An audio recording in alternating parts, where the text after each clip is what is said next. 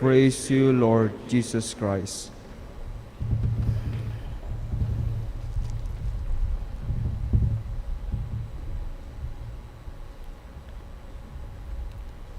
In this season of Lent, we are called to make and offer sacrifices.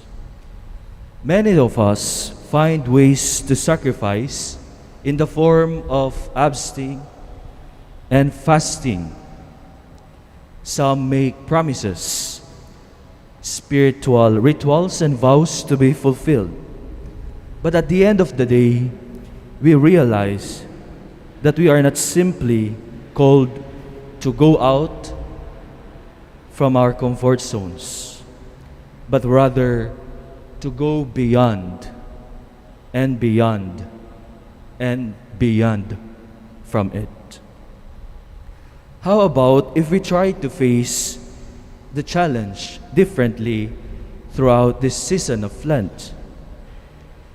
If your child make a mistake again, be more understanding and value the art of listening rather than pointing out the obvious mistake that he or she did.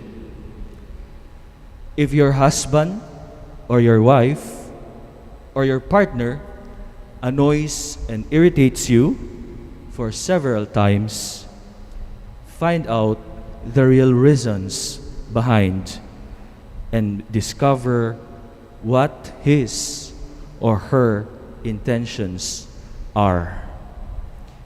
If your workmate made a wrong decision again, resulting in messing up your work, understand where or she is coming from and offer a solution to the problem rather than having an ill feeling toward him or her.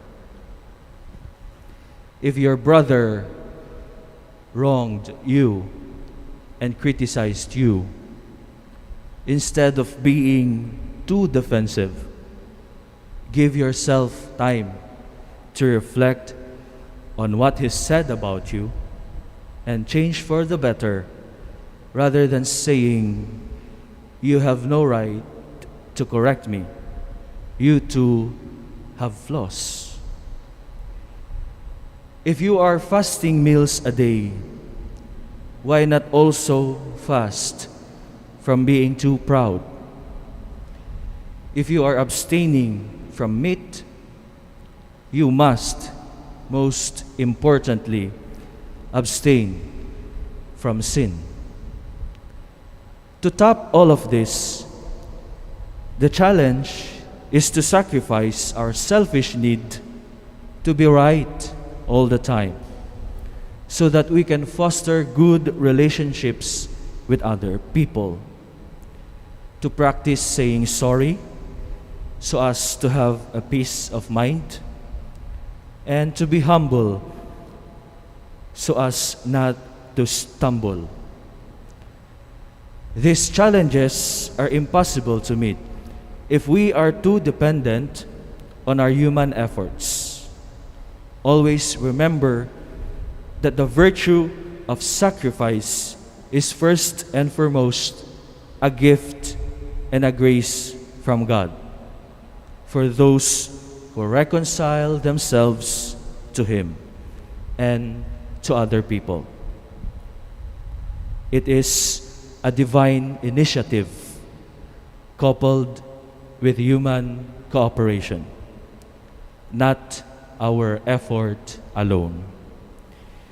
The basic rule of the challenge is less pointing unto others and more of pointing on ourselves, inward looking and not outward looking.